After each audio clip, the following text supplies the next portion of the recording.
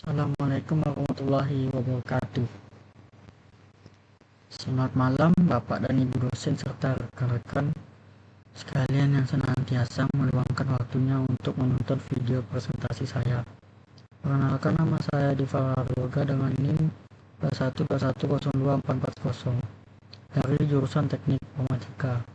Tujuan saya membuat video ini ingin menyampaikan hasil dari skripsi outlet saya dengan judul Rancangan Sistem Nilai Akademik Berbasis Website pada SMP Negeri 5 Pontianak. Bab 1 ini ada latar belakang. Dari sisi pengelolaan, penggunaan website juga memungkinkan sekolah untuk mengumpulkan umpan balik dari siswa dan orang tua dengan lebih efektif. Fitur survei atau forum diskusi dapat diintegrasikan untuk mengetahui kepuasan dan harapan mereka terhadap proses pendidikan. Dengan informasi ini, manajemen sekolah dapat melakukan perbaikan yang diperlukan untuk meningkatkan kualitas layanan dan pengalaman belajar bagi semua pihak yang terlibat. Dengan mengikuti tren global dalam pendidikan digital, sekolah tidak hanya mempersiapkan siswa untuk menghadapi tantangan masa depan, tetapi juga berkontribusi pada pembangunan masyarakat yang lebih cerdas dan terinformasi. Lanjut langsung ke bab 2, pendahuluan landasan teori. Dasar-dasar dan teknologi yang mendukung perancangan sistem nilai akademik berbasis website yaitu sebagai berikut: sistem informasi akademik dan teknologi web. Adapun komponen-komponen dari teknologi web sebagai berikut: HTML, CSS, JavaScript, Laravel, sistem manajemen basis data, desain responsif, UML, dan pengujian sistem. Penelitian terdahulu. Penelitian ini menghasilkan sebuah sistem yang mempermudah guru bisa memanfaatkan untuk melakukan pengolahan nilai, dan murid dapat melihat nilai mereka di sistem informasi ini berdasarkan format penilaian kurikulum merdeka. Kerangka pemikiran. Rumus. Bagaimana perancangan sistem website akademik berbasis website pada SMP Negeri 5 Pontianak? Apa saja fitur-fitur yang digunakan dalam website akademik untuk memenuhi kebutuhan siswa dan orang tua? Metodologi pengembangan.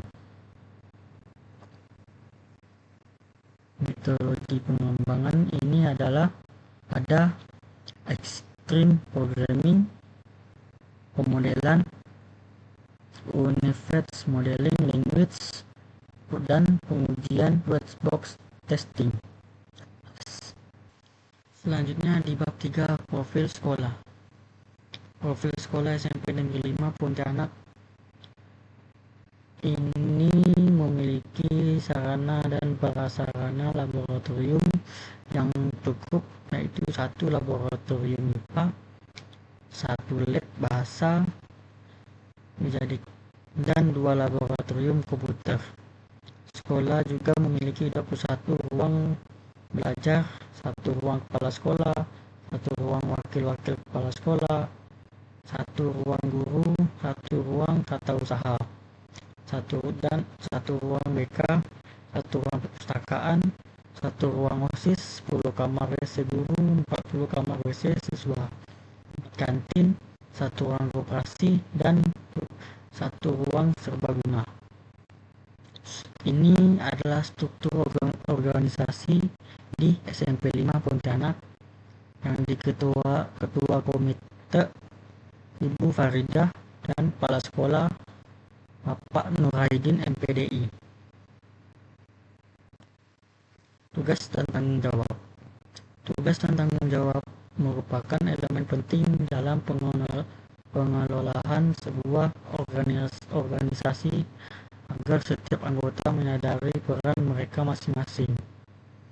pembagian tugas yang jelas berkontribusi pada terciptanya koordinasi yang efektif, sehingga setiap fungsi dapat beroperasi sesuai dengan tujuan yang telah diterapkan. Ketika semua anggota memahami dan melaksanakan tugas mereka secara efisien, sinergi yang terbentuk tidak hanya memperkuat organisasi, tapi juga memudahkan pencapaian tujuan bersama. Tugas dan tanggung jawab meliputi A. Kepala sekolah, B. Kepala perpustakaan, C. Kepala tata usaha. Selanjutnya bab 4, metodologi penelitian. Bentuk dan metodologi penelitian. Dalam penelitian ini, bentuk penelitian yang diterapkan adalah studi kasus. Studi kasus merupakan suatu pendekatan penelitian yang bertujuan untuk memahami, menganalisis, dan mengeksplorasi fenomena, salah atau objek secara mendalam dan menyeluruh. Metode ini memperhatikan faktor-faktor kontekstual yang berkaitan serta memahami dinamisnya suatu konteks tunggal, yang dalam hal ini berkaitan dengan penggunaan dan objek yang diteliti.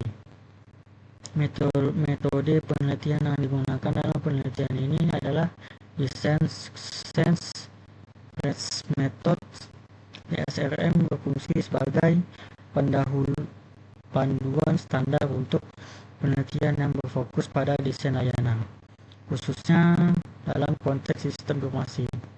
Pendekatan ini menekankan bahwa proses penelitian tidak hanya sebatas pada pengembangan artefak, tapi juga mencakup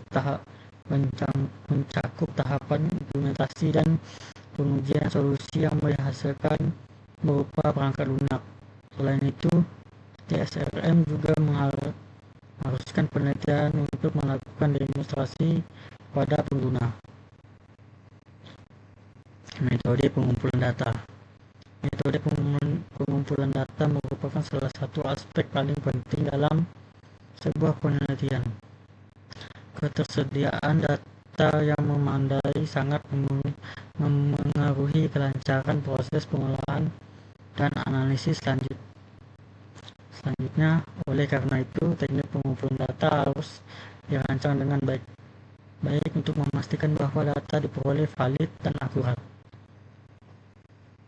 Dalam penelitian ini, penulisan menerapkan metode pengumpulan data sebagai berikut. A. Data primer. Data ini diperoleh secara langsung dari objek penelitian. Penulisan menggunakan metode observasi dan wawancara untuk mengumpulkan informasi yang relevan dalam penelitian ini. B. Data sekunder. Pada metode pengumpulan data sekunder, penulisan memanfaatkan studi dokumentasi untuk memperoleh informasi yang diperlukan dalam penelitian ini. Masih di teknik pengumpulan data. Teknik pengumpulan data yang diterapkan dalam penelitian ini meliputi observasi. Teknik observasi dilakukan dengan mengamati objek penelitian secara langsung untuk mendapatkan informasi yang ada di lapangan. B. Wawancara. Wawancara adalah proses interaksi antara pewawancara dan narasumber yang bertujuan untuk bertukar informasi dan ide melalui tanya jawab, sehingga dapat diperoleh pemahaman yang mendalam mengenai sistem nilai akademik. Selanjutnya, metodologi extreme programming. Metode perancangan perangkat lunak yang digunakan dalam skripsi outline ini adalah metode extreme programming yang disebut XP. Perancangan extreme programming merupakan salah satu metodologi rekayasa perangkat lunak yang banyak digunakan untuk mengembangkan aplikasi oleh para developer. XP sangat cocok untuk mengembangkan proyek yang memerlukan adaptasi cepat dalam perubahan-perubahan yang terjadi selama pengembangan aplikasi. XP mendorong keterlibatan pengguna intensif dalam seluruh siklus pengembangan. Ini berarti pelanggan dalam konteks pembuatan website dapat memberikan umpan balik yang cepat, mengidentifikasi perubahan kebutuhan dan menguji fungsional di situs website secara berkala. Ini contoh gambar extreme programming.